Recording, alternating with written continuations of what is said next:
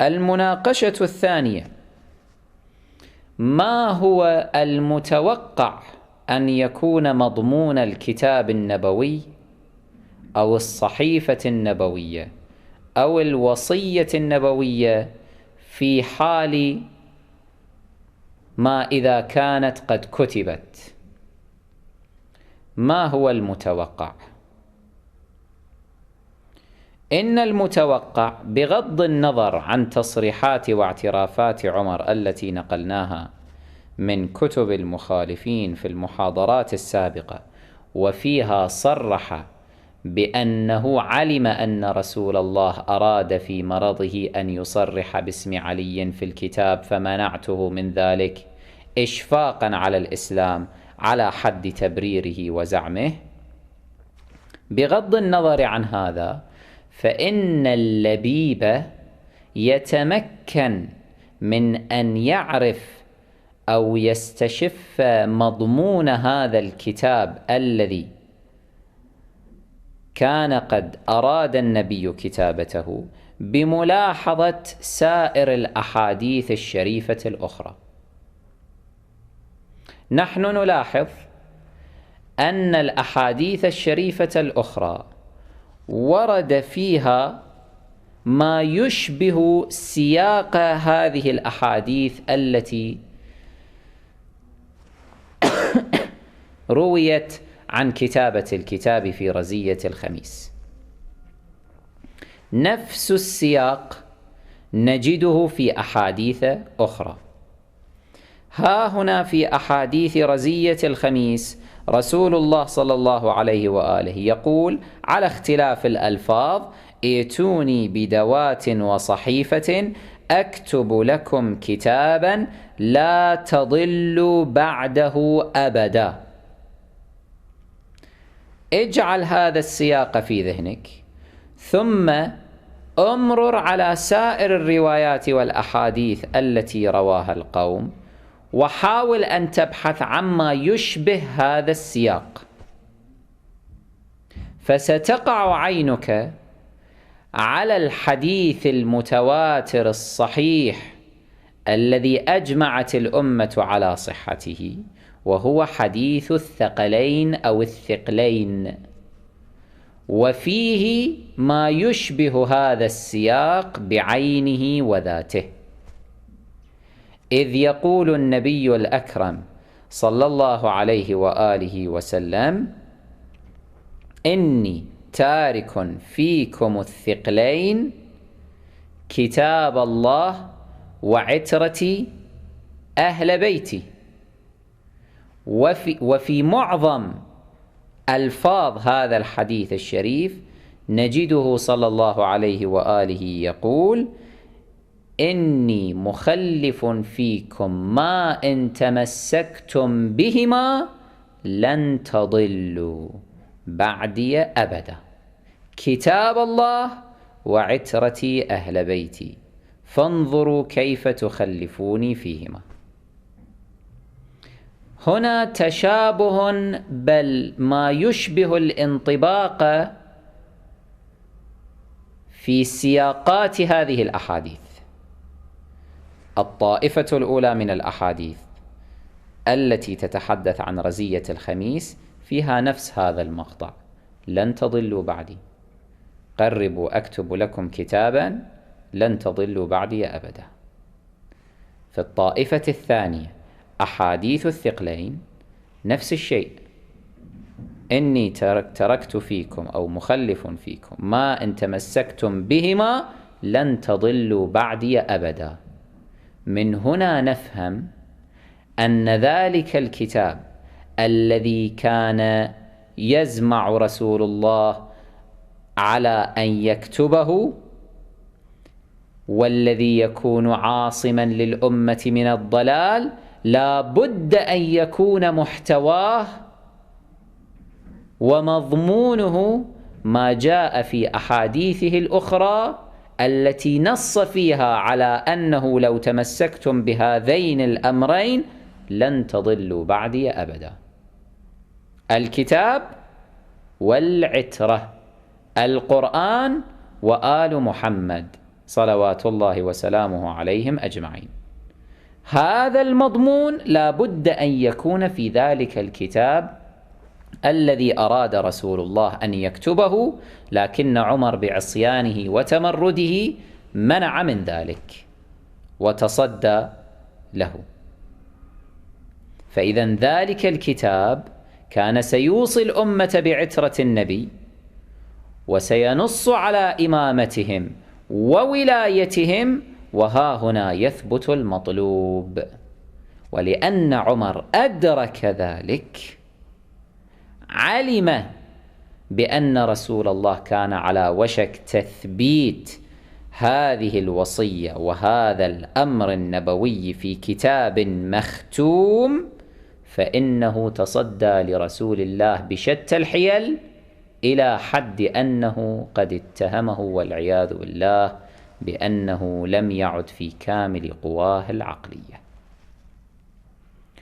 كل المهاجرين والأنصار، اعلموا أيها المسلمون، كل المهاجرين والأنصار كانوا لا يشكون أن عليا هو خليفة رسول الله صلى الله عليه وآله. وهذا الكلام لا أقوله تحليلا من عندي، وإنما ورد أيضا في مصادرهم. فعلى سبيل المثال روى الزبير بن بكار في الموثقيات في الصفحة 580، ونقله عنه شارح النهج في شرحه في الجزء السادس الصفحة 21 عن محمد بن إسحاق أن أبا بكر لما بويع افتخرت تيم بن مرة، افتخرت قبيلة تيم بن مرة التي هي قبيلة أبي بكر بن أبي قحافة. وكان عامة المهاجرين وجل الأنصار لا يشكون أن عليا هو صاحب الأمر بعد رسول الله صلى الله عليه وآله. هذا باعتراف المخالفين، باعتراف محمد بن إسحاق الذي يروي الأحداث التاريخية ويعتمد عليه وهو معتبر عندهم جدا. يقول أبو بكر لما بويع قبيلته افتخرت وبدأت بالأهازيج، والحال أنه عامة المهاجرين وجل الأنصار لا يشكون أن عليا هو صاحب الأمر بعد رسول الله صلى الله عليه وآله. فإذا الاعتقاد السائد عند عموم المسلمين آنذاك، الجميع كان يدرك بأن عليا خليفة محمد صلى الله عليه وآله، وعمر لا شك كان من بين هؤلاء، وهو يصرح كما نقلنا في الروايات السابقة في المحاضرات التي مضت معنا، كيف أن عمر يصرح بصريح العبارة في حديثه لابن عباس وغيره أنه منع من كتابة الكتاب لأن رسول الله أراد أن ينص فيه على علي. وأما ما وقع في يوم غدير خوم وقبل ذلك وبعده من التأكيدات النبوية الكثيرة التي صدرت عن النبي صلى الله عليه وآله في أن عليا خليفتي من بعدي، من كنت مولاه فعلي مولاه، إلى غير ذلك، يقول عمر بن الخطاب هذه لم تكن ذات دلالة صريحة جادة على أن عليا هو الخليفة، فنحن تأولنا، اجتهدنا حيطة على الإسلام خوفا على هذا الدين، لأن عليا صاحب ثارات لن تجتمع عليه العرب، ونحن مع ذلك لم نظلمه، نحن نشاوره، لولا علي لهلك عمر، أشاوره دائما، أرجع إليه دائما، فأنا صنعت الخير. هكذا هو يفلسف القضية، هكذا هو يعطي لنفسه الذرائع والمبررات لكي يخرج نفسه عن تحقق الإجرام فيه، يريد أن ينفي عن نفسه هذه الجريمة. وأنا لا أعجب من عمر ولا من أتباعه إذ يحاولون تبرئة ساحته بمثل هذه الذرائع الواهية السخيفة، أن رسول الله كان يربع في أمره بعض الشيء كما يقول عمر بن الخطاب، يربع في أمر علي، يعني مو هالقد جاد في قضية استخلافه، فقط أراد أن يمتحن الأمة، يشوف يقبلون ما يقبلون، فالأمة ما قبلت، وإحنا حيطة على الإسلام قمنا بما قمنا في سقيفة بني ساعدة. أنا لا ألوم عمر على هذا ولا أستغرب، كما لا ألوم المخالفين ولا أستغرب منهم على أنهم يقدمون مثل هذه الذرائع والحجج الواهية، لكنني إن أستغرب فأستغرب أولئك الذين يزعمون اليوم أنهم من علماء الشيعة، بل بعضهم يدعي كذبا وزورا وتطاولا على الموازين الشرعية أنه مرجع تقليد،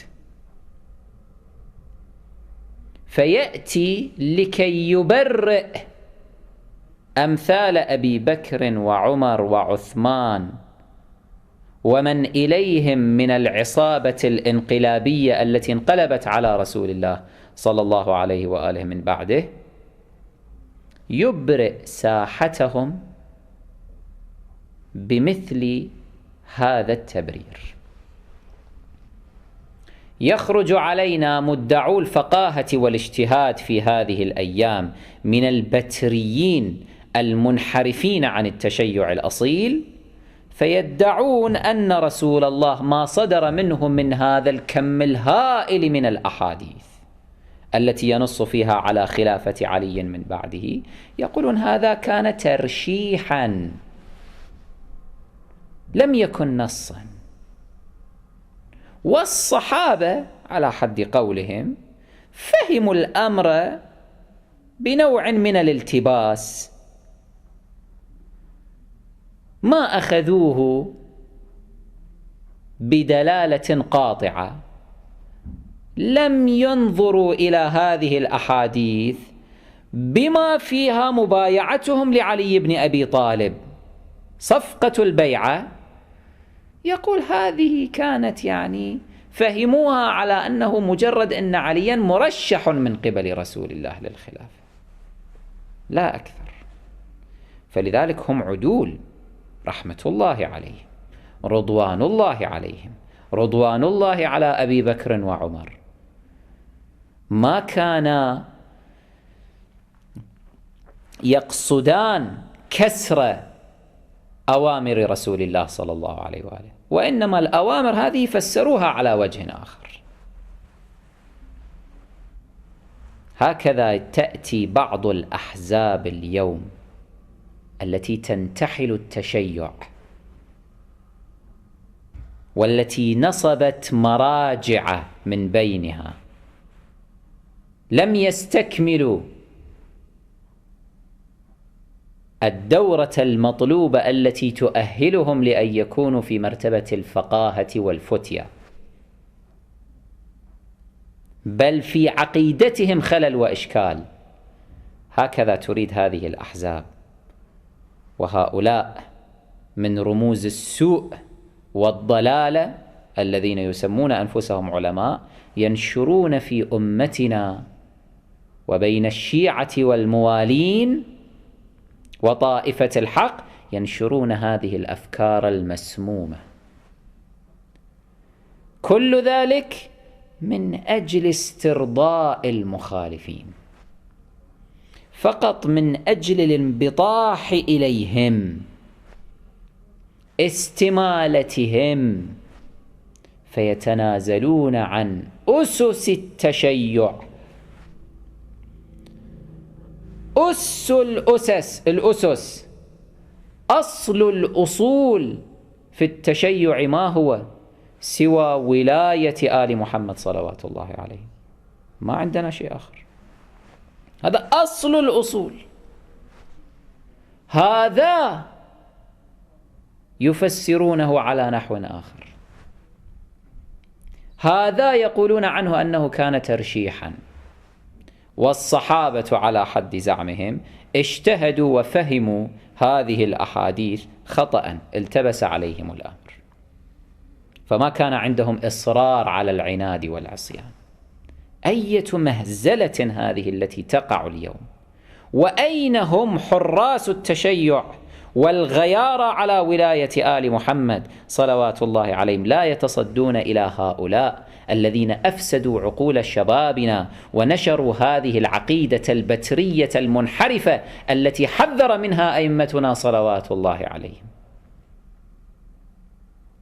وقد سبق أن ذكرنا على المنابر الروايات التي وصلتنا من أئمتنا صلوات الله عليهم، ومضمونها أن الطائفة البترية ستظهر من جديد. وعرفنا للناس معنى الطائفة البترية التي حاربها أئمتنا وقضوا عليها في زمانهم، طائفة انشقت عن المجتمع الشيعي وظلت متسترة باسم التشيع، لكنها كما ورد في الآثار خلطت بين ولاية علي وولاية أبي بكر وعمر.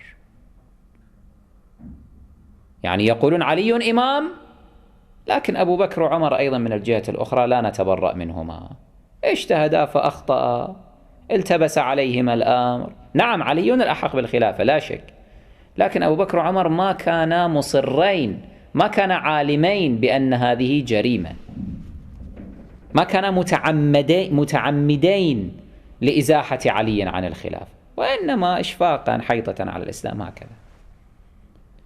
هذه الطائفة كان لها رموز فقهاء في عهد الإمام الباقر، في عهد الإمام الصادق، في عهد الإمام الكاظم صلوات الله عليهم.